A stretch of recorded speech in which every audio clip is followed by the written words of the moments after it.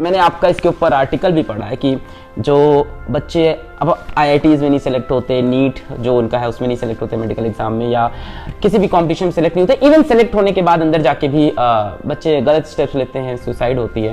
हाँ। मैंने काफी आपका पढ़ा उस बारे में। सर अगर आप कुछ बच्चों को बताएं कि मतलब क्या यही उनका सबसे बड़ा ड्रीम है? हम लोग ने ऑफकोर्स इसके ऊपर बात की है, बट एक कंक्लूजन में अगर आप इसके ऊपर बच्चों से कुछ बोले तो बहुत अच्छा लगेगा। हाँ, देखो क्या है ना कि मैं हमेशा कहता हूँ कि जेई में पास करना इम्पोर्टेंट नहीं है, जेई की तैयारी कितनी अच्छी करी वो इम्पोर्टेंट है। आपने जेई पास किया या नहीं किया, अगर आपने मेहनत से उसके लिए तैयारी की है 1 साल 2 साल, तो आपने अपने स्किल्स बढ़ाए हैं, आपने अपने मैथमेटिकल स्किल्स बढ़ाए हैं, आपने अपने साइंस के स्किल्स बढ़ाए हैं, आपने सोचने के स्किल्स बढ़ाए हैं, थिंकिंग के स्किल्स बढ़ाए। और अगर आप सही ढंग से सोचना सीख जाते हैं तो आप ज़िंदगी के में कभी फेल नहीं होते। आप IIT के जेई में फेल हो सकते हैं, लेकिन आप ज़िंदगी में कभी फेल नहीं होंगे अगर आप चीज़ों को एनालाइज करना सीख जाते हैं। अगर कोई सिचुएशन आती है, क्या होता है, एक न्यूमेरिकल आता है और हमें समझ ही नहीं आता है, अब वहाँ पर एक आता है कि हम डटे हुए हैं, नहीं बना के छोड़ेंगे इसको, यहाँ कर रहे हैं, ऐसे कर रहे हैं, हाथ पैर मार रहे हैं, अंत में फाइनली हम उसको बना के छोड़ते हैं। कई घंटे लग जाते हैं एक न्यूमेरिकल बनाने में। आप इम्तिहान के हिसाब से सोचोगे तो समय बर्बाद हो गया, एक सवाल बनाने में 3 घंटे लगा दिए हमने। लेकिन आप ये सोचो उस 3 घंटे में आपने अपने दिमाग में बहुत सारी शक्ति अर्जित की है, आपने अपने दिमाग को बहुत सारा डेवलप किया है। और अगर आप अपने दिमाग को डेवलप कर लेते हो तो आज जो स्पेस साइंस के अंदर में भारत तो दुनिया में इतना आगे है ना, इसरो में, इसमें उसमें, दुनिया कितने IIT के लोग हैं वहाँ पर, कितने IIT के लोग हैं। आज न्यूक्लियर एनर्जी के प्रोग्राम के अंदर में, चाहे वो पावर का हो चाहे वो वेपन का हो, आज भारत जो है वो जितने रिएक्टर्स चला रहा है, 23 रिएक्टर्स चला रहा है, और दुनिया के बेस्ट रिएक्टर्स भारत में चल रहे हैं। वो सारे एस्टेब्लिशमेंट आप देख लीजिए, ढूंढ लीजिए कितने IIT के बंदे हैं वहाँ पे। तो अगर आप अपने दिमाग की शक्तियों को बढ़ा के रखते हो, उनको डेवलप करते हो अगर, तो जिंदगी में आपको फेल होने का कोई चांस ही नहीं है। तो कोई फर्क ही नहीं पड़ता है जेई में हुआ नहीं हुआ, क्या हुआ क्या नहीं हुआ, क्या फर्क पड़ता है। लेकिन हाँ, जेई की तैयारी आपने बहुत मन से करनी है।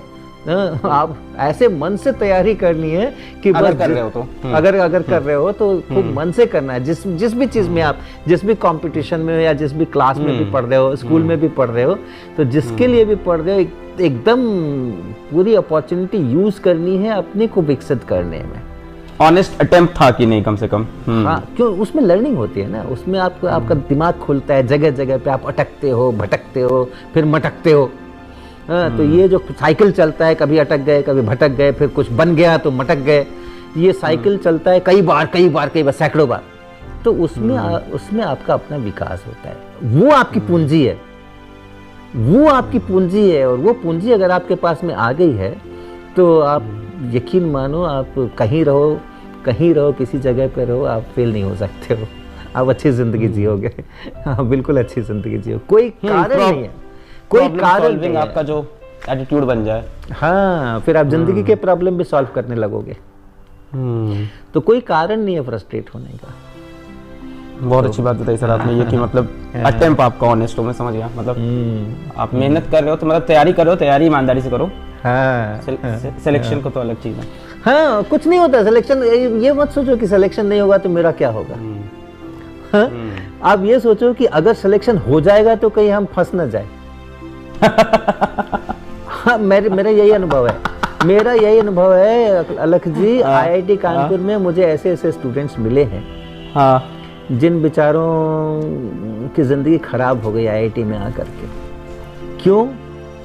क्योंकि एग्जाम पास कर लिया उन्होंने जेईई का, और अपने मस्तिष्क का विकास नहीं किया, अपने स्किल्स का विकास नहीं किया।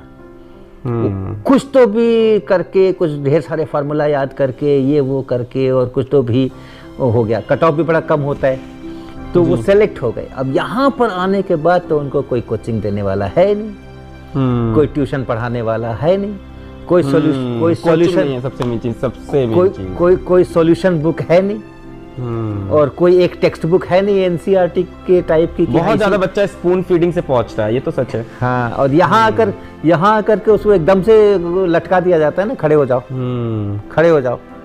पहले तो खूब सारी स्पून फीडिंग करा दी, उसके हाथों में ताकत बनने नहीं दी, उसके पैरों में ताकत बनने नहीं दी, और वो दुबला पतला और उस तरीके का शक्तिहीन बच्चा, और वहाँ जाके कह दिया अब तो बस खड़े हो जाओ यहाँ पे, अब दौड़ो दौड़ो। तो फिर वो वहाँ पे उसकी ज़िंदगी इतनी ख़राब हो जाती है कुछ बच्चों की, कि हम लोग कहते हैं कि अगर ये फेल हो गया होता अगर जेईई में तो आज अच्छा होता, तो अच्छा होता। आज ये किसी दूसरी जगह के इंजीनियरिंग कॉलेज में अच्छा कर रहा होता, बेहतर कर रहा, यहाँ से तो बेहतर ही कर रहा होता। तो आप ये मत सोचो कि वहाँ मेरा सिलेक्शन नहीं होगा तो मेरा क्या होगा। आप ये सोचो कि अगर आपने पढ़ाई ठीक से नहीं की है और सिलेक्शन हो गया तब क्या होगा। फंस जाएंगे तब फंस जाओगे, बुरी तरह फंस जाओगे।